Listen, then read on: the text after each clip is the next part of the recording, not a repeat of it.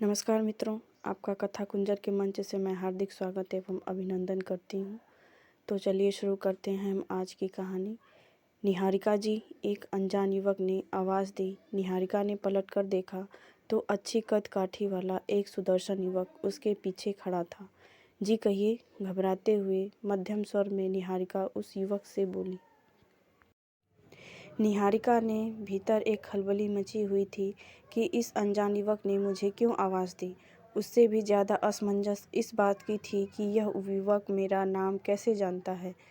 उस युवक ने निहारिका से गेट के एक तरफ होने का आग्रह किया और खुद उस तरफ बढ़ गया। निहारिका भी उसके साथ साथ बैंक के कॉरिडोर के उस हिस्से में आ गई जहां अमूमन कम चहल पहल होती है। मेरा नाम विजय है, वह युवक थोड़ा हिचकिचाते हुए बोला। मैं इसी बैंक में काम करता हूँ, इसीलिए आपका नाम, पता, घर सब जानता हूँ। मैं आपसे कुछ कहना चाहता हूँ। निहारिका बोली। जी कहिए, क्या बात है? मैं आपसे दोस्ती करना चाहता हूँ। मैं लड़कों से दोस्ती नहीं करती और मैं तो आपको जानती भी नहीं हूँ। आपको पहली बार देख रही हूँ, निहारिका ने विनम्रता से कहा। विजय बोला, लेकिन मैं आपको तब से जानता हूँ जब से आपने इस बैंक में खाता खुलवाया है। इतना ही नहीं, मैं उस जगह भी नियमित जाता हूँ जहाँ आपकी कोचिंग क्लास है, बल्कि वहाँ से रोज़ आपके ऑटो के पीछे पीछे आपके घर तक आना जाना भी मेरी दिनचर्या में शामिल है। विजय के मुंह से यह सब सुनकर निहारिका आश्चर्यचकित हो जाती है। पहले तो उसे उस पर गुस्सा आता है, परंतु इतने लंबे टाइम से पीछा करने के बाद भी उसका मुझे किसी तरह से कोई परेशान नहीं करना निहारिका को भा गया। निहारिका को लगा कि यह नौजवान सामान्य लड़कों जैसा नहीं है। अभी तक की बातचीत में भी वह उसे सभ्य और समझदार ही लगा। विजय के इसी निश्चल प्रेम को देखकर वह शांत रहती है और बड़े सरल भाव से उससे कहती है। आप यह सब क्यों कर रहे हैं? विजय कहता है।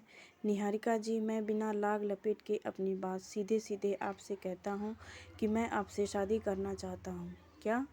निहारिका एकटक विजय को देखती रह जाती है। उसे समझ में नहीं आ रहा कि यह सब क्या हो रहा है। उसे कोई जवाब भी नहीं सूझ रहा है। हाँ, उसके कपोलों पर रक्तिम आभा छा जाती है, नज़रें झुक जाती हैं और हृदय की गति बढ़ जाती है। वह विजय से कुछ नहीं बोल पाती, उसके होंठ जैसे बर्फ की तरह जम गए हों। बिन कुछ कहे वह चुपचाप बैंक के गेट की तरफ आगे बढ़ती है। मौसम में हल्की ठंडक होने के बाद भी वह दुपट्टे से माथे पर आई पसीने की बूंदों को पोंछती हुई पैदल ही घर की तरफ चल देती है। चलते चलते उसे मधुर याद आती है, उसकी वही चुलबुली सहेली जिसके साथ वह इस बैंक में पहली बार एमसीए एंट्रेंस एग्ज़ाम की तैयारी हेतु कोचिंग की फीस जमा करने के लिए पैसे निकालने आई थी। वह याद करती है उन दिनों को जब वह बीएससी फर्स्ट ईयर में थी। बीएससी की पढ़ाई कंप्लीट करने के बाद उसका किसी अच्छी यूनिवर्सिटी से एमसीए करने का इरादा था, जिसके लिए उसे पैसों की ज़रूरत थी और 6 भाई बहन होने की वजह से उसके माता पिता पर जिम्मेदारियों का बोझ बहुत ही ज़्यादा था।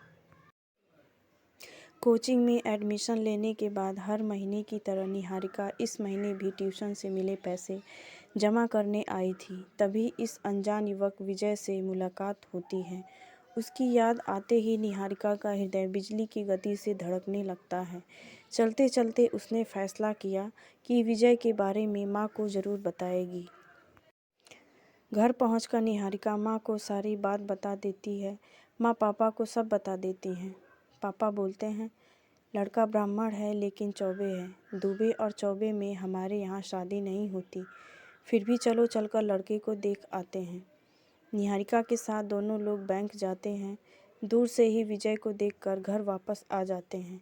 पापा एक लंबी गहरी सांस लेते हैं और बड़े दबे हुए स्वर में कहते हैं, लड़का तो बहुत ही अच्छा है, परंतु पिताजी नहीं मानेंगे, बहुत ही जिद्दी हैं। गांव की पूरी संपत्ति उठाकर किसी और के नाम कर देंगे, मारपीट करेंगे, घर के दरवाजे हमेशा के लिए बंद कर देंगे, बिरादरी से भी बाहर निकाल देंगे। इससे हमारे और बच्चों के जीवन पे बहुत ही बुरा असर पड़ेगा। उसके माता पिता पर जिम्मेदारियों का बोझ अधिक था, इसलिए वह आगे की पढ़ाई के लिए अपने माता पिता से पैसे नहीं लेना चाहती थी। पढ़ाई के साथ साथ निहारिका ने ट्यूशन पढ़ाना शुरू कर दिया था। ट्यूशन से मिले पैसों को वह हर महीने बैंक में जमा कर देती थी। बैंक उसके घर से नज़दीक ही था। निहारिका बीएससी प्रथम श्रेणी में उत्तीर्ण होती है। 1 महीने बाद फिर निहारिका बैंक जाती है। पहुंचते ही विजय निहारिका को रोक लेता है, जैसे वो निहारिका का पहले से ही इंतज़ार कर रहा हो। निहारिका, मुझे थोड़ा समय दे दो, मैं तुमसे बात करना चाहता हूँ। विजय, समझने की कोशिश करिए, कोई फ़ायदा नहीं, मेरी शादी आपसे नहीं हो सकती। ठीक है, हम कहीं और बैठकर थोड़ी देर बात तो कर ही सकते हैं। क्या कोई किसी से इतना निश्चल प्रेम कर सकता है? वह 3 साल से मेरा पीछा कर रहा है, फिर भी कभी मुझे परेशान नहीं किया, कानों कान भनक भी नहीं लगने दी। वरना आजकल के लड़के क्या क्या नहीं करते हैं, परेशान भी करते हैं और अभद्र टिप्पणी भी। इनकार करने पर बदनाम करने या हासिल करने के हज़ार हथकंडे अपनाते हैं, लेकिन विजय ने कभी ऐसा नहीं किया। विजय ने मुझे 3 साल के बाद प्रपोज़ किया। माँ, क्या कोई लड़का इतना भी शरीफ हो सकता है? माँ मुस्कुराते हुए कहती हैं, जाओ, जाकर थोड़ी देर बात कर लो। निहारिका माँ के चेहरे को देखती ही रह जाती है। समझती है विजय सभी को पसंद है, परंतु दादाजी की वजह से हाँ नहीं कर पा रहे हैं। इसमें मेरा क्या दोष? 1 महीने के बाद फिर निहारिका बैंक गई। आज नज़रें विजय को ही ढूंढ रही थी, लेकिन विजय कहीं भी दिखाई नहीं दिया। निहारिका से रहा नहीं गया। उसने बैंक के कर्मचारियों से पूछा, आज विजय जी नहीं आए हैं? जी, विजय जी का स्थानांतरण हो गया है। उसने आश्चर्य से पूछा, कहाँ? जी, दिल्ली, इंडियन ओवरसीज बैंक में। अब वे प्रोबेशनरी ऑफिसर हो गए हैं। निहारिका को ऐसा लगा जैसे किसी ने उसके दिल के 1000 टुकड़े कर दिए हों। ऐसा प्रतीत हो रहा था जैसे सब कुछ खत्म हो गया है। दिल अंदर ही अंदर रो रहा था, कहीं पलके से मोती न ढुलक जाएं। सहसा उसने अपने आप को विजय ने अपना वादा पूरा किया। वह मुझे कभी भी परेशान नहीं करेगा, कभी भी मेरे सामने नहीं आएगा, हमेशा के लिए चला जाएगा। शायद इसी को सच्चा प्यार कहते हैं। आज निहारिका को विजय पर गर्व हो रहा था। निहारिका विजय के प्रेम को हमेशा के लिए दिल के एक कोने में संजो कर रख लेती है और एमसीए की तैयारी में जुट जाती है। तो इस प्रकार इस कहानी का समापन होता है। कृपया मेरे चैनल को सब्सक्राइब करें, लाइक करें और इसे ज़्यादा से ज़्यादा लोगों के साथ शेयर करें।